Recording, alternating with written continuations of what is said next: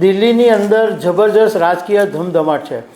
એક તરફ કોંગ્રેસે મહારેલીનું આયોજન કર્યું છે, તો બીજી તરફ ગુજરાતના 3 મોટા નેતાઓ દિલ્હીમાં ભાજપના 3 મોટા નેતાઓને મળવાના છે।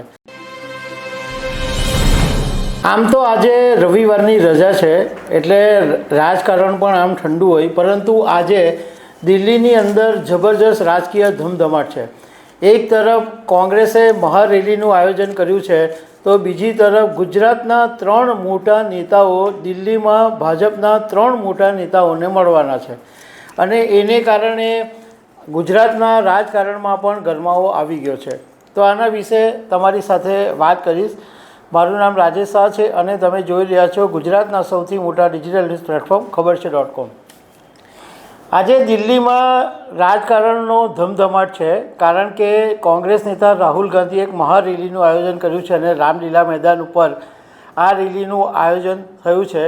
તો બીજી તરફ ગુજરાતના 3 મોટા નેતાઓ, ગુજરાતના મુખ્યમંત્રી ભૂપેન્દ્રભાઈ પટેલ, નાયબ મુખ્યમંત્રી હર્ષ સંઘવી અને ગુજરાતના પ્રદેશ પ્રમુખ જગદીશ વિશ્વકર્મા દિલ્હી પહોંચી ગયા છે અને પ્રધાનમંત્રી નરેન્દ્ર મોદીને મળવાના છે, કેન્દ્રીય ગૃહમંત્રી અમિત શાહને મળવાના છે અને ભાજપના રાષ્ટ્રીય અધ્યક્ષ જેપી નડ્ડાને મળવાના છે।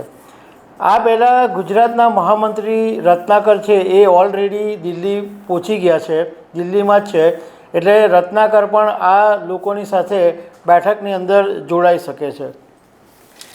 હવે આ મુલાકાત અચાનક થઈ હોવાનું જાણવા મળ્યું છે અને અચાનક આ 3 મોટા નેતાઓ દિલ્હી પહોંચી ગયા, તો એને કારણે અનેક અટકળો શરૂ થઈ ગઈ છે। ખાસ કરીને એવું માનવામાં આવી રહ્યું છે કે જગદીશ વિશ્વકર્મા 4 ઓક્ટોબર 2025ના દિવસે ગુજરાતના પ્રદેશ પ્રમુખ બન્યા। એ વાતને આજે લગભગ 2 મહિનાથી વધારે સમય થઈ ગયો, પરંતુ ગુજરાતનું જે સંગઠનનું માળખું છે એમાં હજુ કોઈ ફેરફાર નથી કરાયો। જગદીશ વિશ્વકર્માની જે ટીમ છે એના વિશે હજુ સુધી કોઈ જાહેરાત નથી થઈ। તો આ બેઠક મોટે ભાગે સંગઠનમાં મોટા ફેરફારોની શક્યતા માટે મળી હોય એવું જાણવા મળી રહ્યું છે।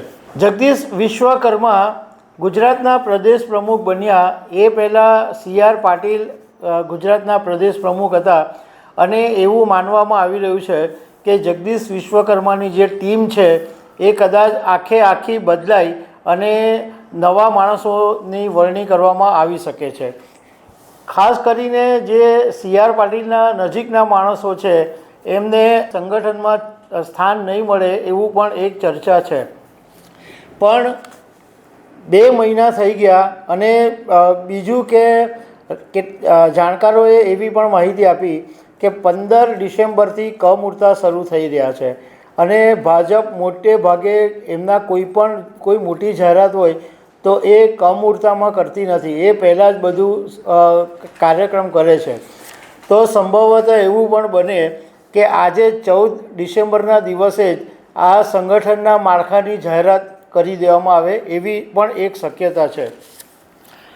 બીજી એક શક્યતા એ પણ છે કે જ્યારે ગુજરાતને કોમનવેલ્થ ગેમ્સ 2030 મળી છે, તો એની પણ ચર્ચા પ્રધાનમંત્રી નરેન્દ્ર મોદી સાથે કરવા માટે હોઈ શકે છે।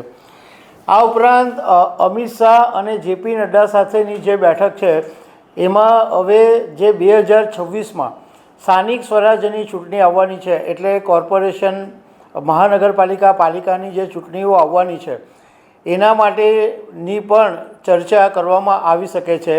આ ઉપરાંત 2027ની અંદર અત્યારે જે ગુજરાતની વિધાનસભાની ચૂંટણી આવવાની છે એની તૈયારી પણ ભાજપે ક્યારથી શરૂ કરી દીધી છે, તો એ મુદ્દા ઉપર પણ ચર્ચા થઈ શકે છે।